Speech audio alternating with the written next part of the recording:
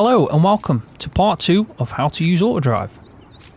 Right, so the first episode was pretty long. It was me going through all the basics of how to use AutoDrive, all the functions, all the buttons and the controls and everything like that. Just the basic gist of it, how to do a course and set waypoints and all that. So if you haven't already watched that, I definitely recommend you to go and do that first before continuing with this video, just because this one will like kind of naturally flow after that video. So you're not confused and you understand exactly where we are already, make sure you watch that video first. I will put a link in the description for that one, but if you've already watched that, then pretty much I'll explain to you exactly what we're going to do in this one. So the plan in this one is it's going to be a shorter video anyway, but what I'm going to do is I'm going to show you how I set up my corners, or apexes as I call them. So it's basically the right turning angle for a junction like this. So this is a natural T-junction, and we're going to set it up so if you've got a trailer or something like a heavy load on the back, you're going to take the right corners each time, so you're not going to have issues with collisions and stuff like that. And there is a right way to do it. It does take longer, but I want to show you the way I do it, and by doing it this way you do have less problems, and also it's more realistic. It looks a lot better as well. So first thing we're going to do is we're going to set up just a small route on this road, just going all the way up and then all the way back, just because of the fact this road naturally would be set up the whole way. This is like a main road, so you would want to set up the whole road all the way to the end, included in your network. So when you're setting up the map that you're on, any main roads like this, you do want to set up in your network. So imagine that I'm doing it all the way, but all I'm going to do is just going to probably do about this far here. So again, like we normally did in the first episode, we're going to bring up AutoDrive. Again, I've made it a lot bigger just for the video. We're going to record, so we're going to start from here, and then what we're going to do is we're just going to drive dead simply completely past the turning that we want to set up, just for the purpose of this video.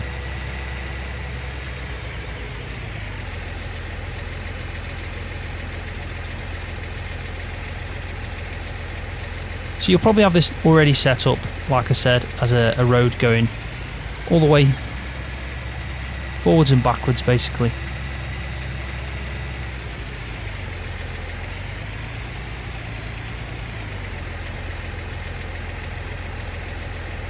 Right, so now all I want to do is just go back on myself, just because like I said, I'm would have done this normally first, especially the main roads. But I want to show you how I'd connect them then to the next road. So that should be enough for what we need. That's perfectly fine. So I've stopped recording. So what I'm going to do now is I'm going to simulate coming from each direction with this trailer on the back. Dead simple, but obviously makes a massive difference, and it obviously is a little bit long-winded compared to what you could normally do by just doing a two-way navigation on a route, so you didn't have to mess about, let's say. Anyway, so from this point now, I think this is a good point to start. You want to give yourself enough room, especially with the trailer, to turn wide first. Now, I would also recommend is always be ahead of the dot, because if you're behind it and you start recording, you're then going to have to adjust it.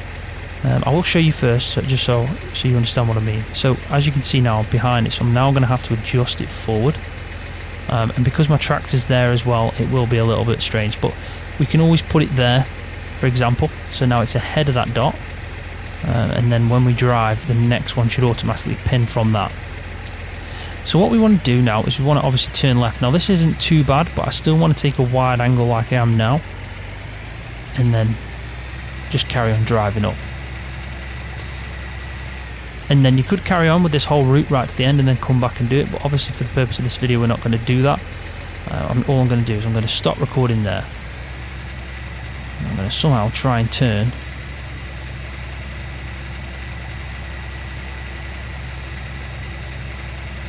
So now what I'm going to try and do is I'm going to go back the same direction I came in, but obviously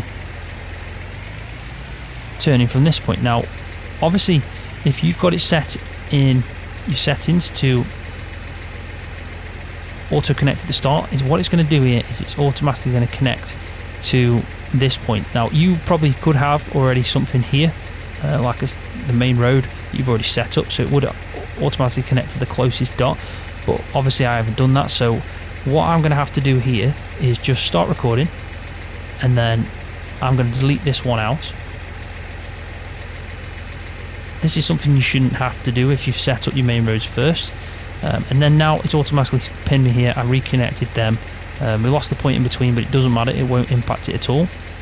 So what I want to do now is just carry on recording like I would, but because we're going to go right, we're obviously going to take a nice angle as you would normally with a big trailer and carry on. And then you want to stop.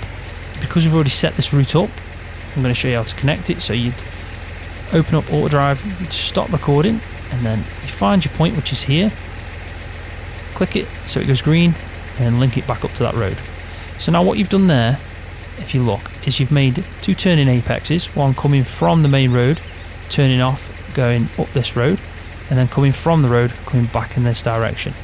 So now what we want to do is the exact same, but for the other direction. So you can imagine if you've got a crossroad, this is obviously going to be a lot more busier, let's say. And I am using the dots to be above the tractor this time. On the first episode I put them to the ground.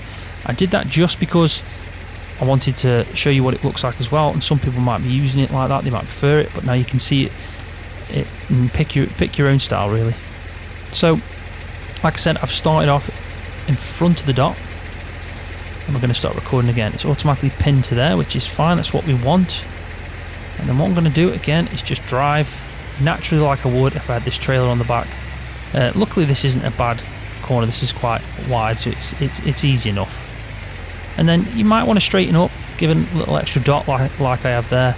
And then I'm going to stop recording, left click it, goes green, connect it up, and that's pretty much that. So now what we want to do is again come back the way we did, and then we've covered all the corners, all the apexes that are possible in all directions. So I usually do this on every single corner on one of my routes. The main reason is it's better to be precise. I find it, a lot more, it's a lot easier, and it works a lot better to do it like this. So again, we're just going to go back this way, going to go left. This is the point that I want to start from. I've given myself enough room. You can see the red line highlighting that dot, so we know if we start recording it's going to automatically connect to that dot, which it has. And then what we want to do is we just want to take a bit of a wider angle now, because we have got a big trail on the back. It's always better to be safe, because you might have an even bigger trailer next time. And then that's fine for me, that could link up perfectly. So we're going to stop recording, and then if I move the camera, you'll be able to see that it's this one that I want. I want this one that I want. So you can move it a little bit ahead, you can do what you want, line it up a bit better. And I left clicked it, went green, and now it's all linked up. So this now is the finished product, and as you can see, it looks quite busy. There's a lot going on, but it also is perfect for turning. So you shouldn't have any issues now with a wide load on. So you've got a big trailer there, and you shouldn't have any issues at all. So that's exactly how I'd recommend to do it. You've obviously got a lot more room. If you've got a wide load and you're sending them to sell points and using the main roads or even back lanes, you can do it. I've found that if you do it like this, it can work perfectly even on tighter maps with country lanes and anything like that. If you can get a trailer down it naturally by driving it yourself, then you should be able to set it up with AutoDrive that it does it also. And I also think it looks a lot better like that. If I just put a T-shape here, a two-way thing, the tractor would struggle to know how it's supposed to turn. It might cut across, might hit this tree, anything could happen. Whereas you're telling it exactly, if I'm here and I want to go here, it can automatically know that it's going to follow this route, and then it'll connect back on where it straightens up. So yeah, hopefully you found that helpful, hopefully you found it useful. Dead small, dead simple, but it does make a difference, and I do recommend, if you're going to do it properly and you want to set up your route really well and you're on a map that you're going to know, you're going to play a fair few hours, it's definitely worth it if you want to try AutoDrive and do it properly, where you don't have any collisions, you don't have any problems with larger trailers, bigger loads, anything like that. It really is much better to do it like this. So hopefully you found it interesting, hopefully you found it useful. If you have, please give the video a thumbs up, and don't forget to check out part 3. Please give the video a thumbs up, and also if you're new, don't forget to hit that subscribe button, and with more videos on Farming Simulator. See ya.